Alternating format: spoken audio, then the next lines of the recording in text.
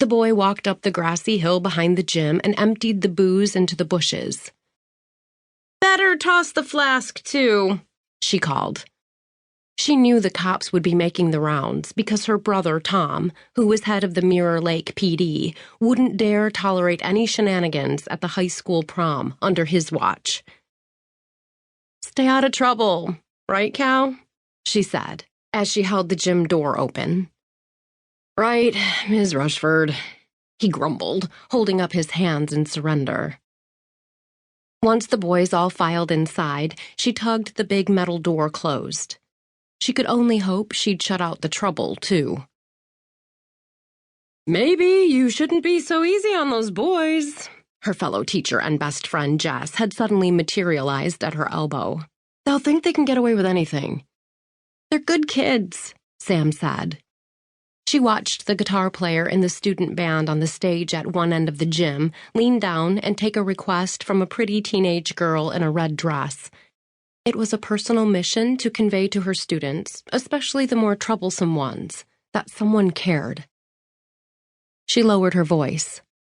"Besides, if it weren't for my brother finding our stash of booze in my trunk on our prom night junior year, we'd have gotten in even worse trouble." Her oldest brother, Brad, a successful restaurateur, had made them pour it out one bottle at a time while he stood and watched. Then she'd had to clean the restaurant toilets for the next month.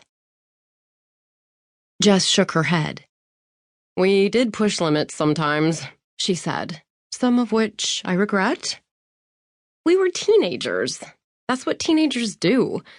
Although I am sorry about the bite me tattoo on my right butt cheek, which would be there forever." Sam had done a lot of limit pushing to irritate her controlling oldest brother, who'd helped raise her after her parents had died, but it had been more to exert her independence than to rebel outright. She'd also had the worst high school experience ever after being bullied senior year. It was at that time, when she was angry and abandoned by nearly all her friends, except for Jess, that she could have gone down a much darker path. Ironically, it was her attraction to a bad boy that had turned her around and saved her. That bad boy had been Lukas Spikonos. There went that spasm in her chest again. An image appeared in her mind of a young Lukas staring at her, his face illuminated by the blue glow of dashboard lights, looking for all the world like he wanted her more than breathing or eating or living. Which ultimately turned out not to be the case. There was too much water under the Lukas Spikonos bridge to take a dip in again. But suffice it to say, Sam understood the value of intervention at critical moments in life when you're young and stupid, and one misstep can cause your life to take a very, very wrong turn. "Hey, ladies," Evan Walensky, the AP physics teacher, said as he joined them. He pushed up his glasses with his wrist as he balanced 2 punch cups, handing one to Sam. "Thanks," she said. He held the other one out as an offering. "Would you like some, Jessica?" "Oh, thanks, Ev, hun," she said. "Well, I guess I better go man my corner of the gym. Wouldn't want any bumping and grinding going on, now would we?"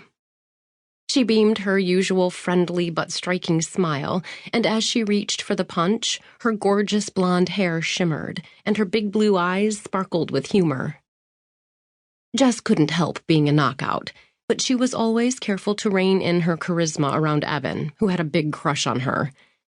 Yet Sam could tell that even a simple smile had atomic impact on him. Evan swallowed, his prominent Adam's apple bobbing.